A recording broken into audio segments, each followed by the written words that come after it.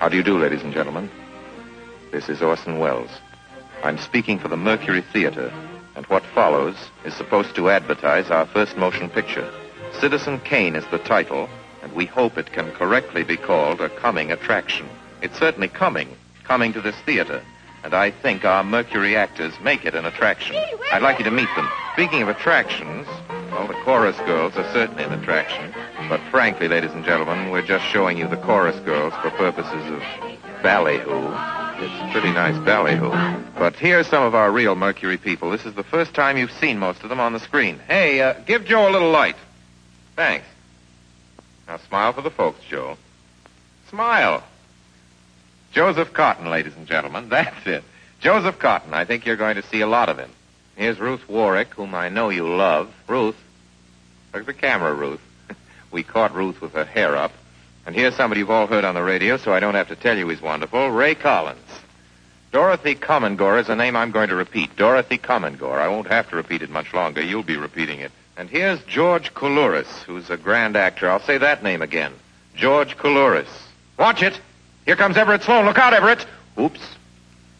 Everett Sloane, ladies and gentlemen, he isn't necessarily a comedian. And here's one of the best in the world. Agnes Moorehead. I've said a lot of nice things, but Erskine Sanford deserves some more. Erskine Sanford. So does Paul. Paul Stewart, everybody. Citizen Kane is a modern American story about a man called Kane, Charles Foster Kane. I don't know how to tell you about him. There's so many things to say. I'll turn you over instead to the characters in the picture. As you'll see, they feel very strongly on the subject. Charles Foster Kane is... Sure, he started the war. But do you think if it hadn't been for Mr. Kane, the United States would have the Panama Canal? Charles Foster Kane is nothing more or less than a communist. Kane, governor. Listen, when the voters of this state and Mrs. Kane learn what I found out about Mr. Kane and a certain little blondie named Susan Alexander, he couldn't be elected dog catcher. I'm going to skin Mr. Charles Foster Kane alive. I'm going to marry him next week at the White House. Emily, I hear you've been stepping out with Charlie Kane. Of course I love him. I gave him $60 million. Well, of course I love him. He's the richest man in America.